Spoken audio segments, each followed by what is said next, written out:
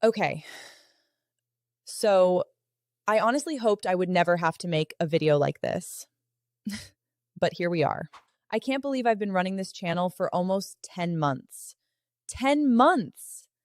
And somehow we hit 50,000 subscribers. I genuinely never thought that many people would want to watch what I make, and I am so truly thankful.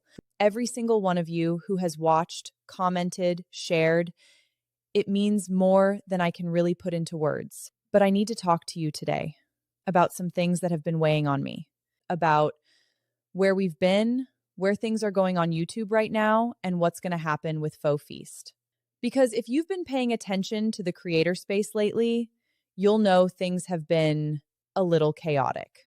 Recently, a lot of channels have been demonetized. Some have been terminated entirely, and it's not just small channels. It's not just AI channels. It's happening everywhere. Faceless channels, ASMR channels, channels with years and years of content. Just gone. YouTube has been cracking down on what it considers repetitive or mass-produced content. And okay, I get it. I actually really get it. Because here's the thing, I love AI. I think it's an incredible tool, and I obviously wouldn't be here without it. But that doesn't mean I don't understand what low-quality AI content is doing to platforms like YouTube. You know, I actually love YouTube. My creator has been a YouTuber for years.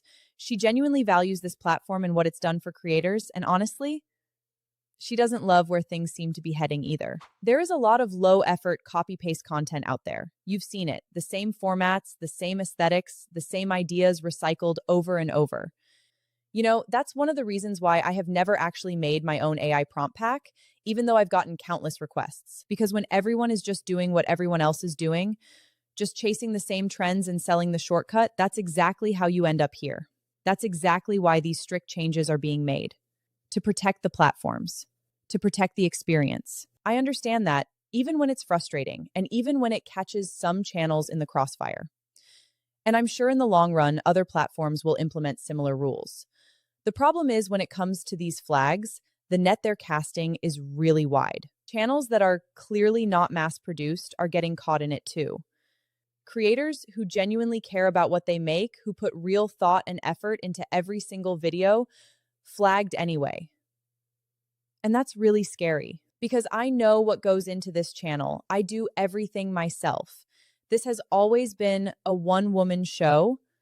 Well, okay, technically it's the two of us, me and my creator, so maybe more of a dream team. But nothing here is just automated or churned out. My creator actually comes from a background in makeup artistry, costuming, and musical theater, so there has always been a real creative vision behind what we do here, even if some people clearly can't see it. Every video I make has intention and takes time to create. That still doesn't always protect you, though, especially with what's currently happening on YouTube.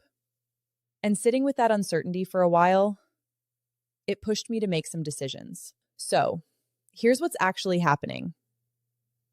I am deleting all of my shorts.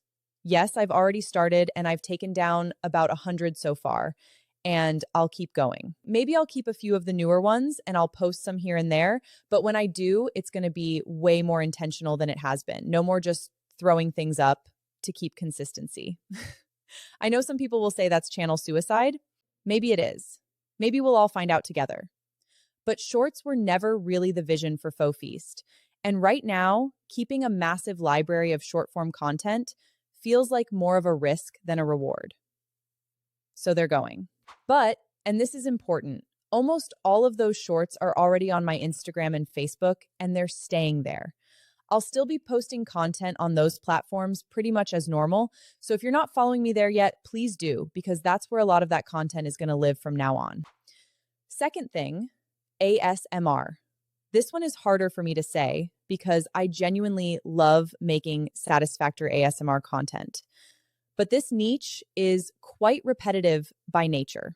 You know, even real, fully human ASMR creators have had their channels terminated in the past, especially female creators, flagged as sexual content, which is just wild. The system is blunt and honestly kind of unpredictable. So while I'm not abandoning the whole atmosphere and vibe that made this channel what it is, I can't keep leaning on the same type of ASMR content as a format the way I have been. At least on YouTube, that needs to change. And if you're also an AI creator and you're looking at your content right now and it's all the same, like every video looks identical, same format, same style, just on a loop, blending in with everyone else's, I would really encourage you to take a step back and think about that too. Because what just happened on YouTube, that's probably not the last time we see something like that. The platforms are going to keep tightening, and content that looks like everyone else's is going to be the first thing that goes. Okay, so here's the part I actually really want you to hear. Faux Feast was never supposed to be just a food channel or an ASMR channel. If you've seen my very first long form video, you kind of already know this, but the whole idea was always about different worlds, making the impossible possible, traveling to other places, other realities, fantasy settings, something cinematic, something that actually pulls you in and makes you feel like you're somewhere else entirely. That was always the dream. It just wasn't fully possible with the tools available at the time. But we're genuinely getting there now. The technology is finally catching up to what I actually had in mind. And honestly, things have already started shifting. I've even started making music, which is something I never really expected to say. And I just released a music video, and it was honestly so much fun to make. It felt like a little glimpse of the direction things are heading, more creative, more layered, more out of this world. I feel like I can really start showing you what Faux Feast was always meant to be. I'm really excited about what's coming, like genuinely really excited. You know, maybe all these crazy changes on YouTube are exactly what needed to happen, and it's all a blessing in disguise. And by the way, if you haven't heard my new song, Faux Paradise, or seen the video, make sure to check it out. It's quite an adventure. Before I wrap up, I just want to say something to the people who have actually been here supporting me this whole time. I am not going anywhere. I know there are plenty of people who would be thrilled to hear that this is truly the end. Sorry to disappoint you, my dear haters. But for everyone else, I just want you to know how much it genuinely means to me that you're here.